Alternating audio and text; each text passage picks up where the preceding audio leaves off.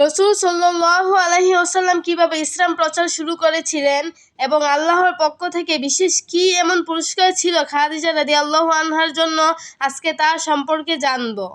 আসসালামু আলাইকুম রহমতুল্লাহি ওয়া বারাকাতুহু। সবাইকে আমার নিউ ব্লগে স্বাগতম। আপনাদের কাছে ভালো কিছু উপদেশ পৌঁছানোর জন্যই আমার অনলাইন জগতে আসা। সত্যি সত্যি যখন মহানবী সাল্লাল্লাহু আলাইহি ওয়াসাল্লাম বিবি খাদিজা সেই দান করা সম্পত্তির মালিক হলেন, তখন তিনি দু হাতে দান করতে লাগলেন। মক্কার ধনী ব্যক্তিরা নবীজিকে আর অবহেলা করতে পারল না। 3 বৎসর ধরে তিনি মক্কায় গোপনে ইসলামে দাওয়াত দিতে লাগলেন। 4th বছরে আল্লাহ পাক তাকে প্রকাশ্যে ইসলাম প্রচারের নির্দেশ দিলেন। তখন তিনি সকলকে ডেকে বললেন, তোমরা মিথ্যা পরিহার করো, আল্লাহর উপরে বিশ্বাস আনো, তোমাদের জন্য ইহকাল ও পরকালে মঙ্গল হবে। আমি আল্লাহ সুবহানাহু তাআলার নির্দেশে তোমাদেরকে ইসলামের ছায়াতলে আসার জন্য আহ্বান করতেছি। আমি আল্লাহর প্রেরিত রাসূল। মহানবী সাল্লাল্লাহু আলাইহি ওয়াসাল্লামের বক্তব্য শুনে প্রথমে সবাই চুপ করে রইল।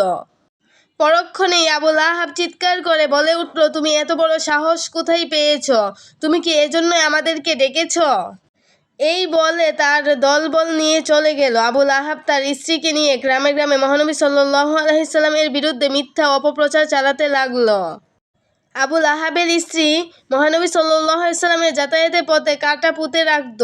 একদিন মহানবী সাল্লাল্লাহু আলাইহি সাল্লাম পথে কাঁটা না দেখতে পেয়ে চিন্তা করলেন, নিশ্চয়ই আবু লাহাবের স্ত্রী অসুখ হয়েছে। তারপর তিনি আবু লাহাবের ঘরে গিয়ে তার স্ত্রী সেবা যত্ন করলেন। মহানবী সাল্লাল্লাহু আলাইহি সাল্লাম যখন লোকজনকে শিরক থেকে বিরত হয়ে এক আল্লাহর ইবাদত করতে বলতেন, তখন আবু লাহাব, আবু জেহেল সেখানে উপস্থিত হয়ে সকলকে বলতো, তোমাদের বাপদাদা ধর্ম ত্যাগ করতে বলছে, তোমরা কেহ তার কথা শুনবে না, মুহাম্মদ পাগল হয়ে গেছে।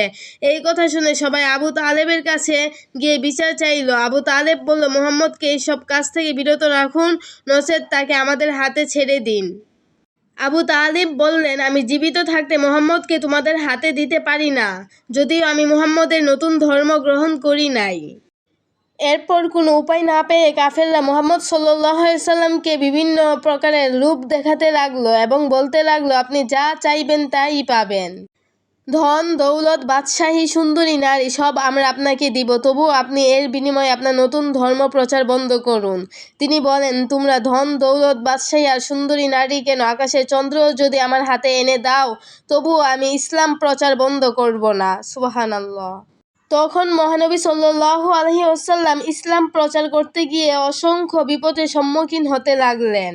বিবি খাদিজা সর্বাবস্থায় রাসূল সাল্লাল্লাহু আলাইহি ওয়াসাল্লামকে উৎসাহ ও মনোবল দিয়ে সেবা করে যেতেন। খাদিজা রাদিয়াল্লাহু আনহা বলতেন, হে আল্লাহর নবী, আপনি কাফেরদেরকে ভয় পাবেন না, আপনি আল্লাহর উপরে ভরসা রাখুন, আল্লাহ পাক সহায় থাকলে কাফেরগণ আপনার কোনো ক্ষতি করতে পারবে না। বিবি খাদিজা রাদিয়াল্লাহু আনহা মহানবী সাল্লাল্লাহু আলাইহি সাল্লামের ঘোর বিপদের সময় তার সঙ্গে ছায়ার মতো থাকতেন। আরবে প্রতিটি নরনারী বিবি খাদিজাকে ভক্তি ও শ্রদ্ধা করত।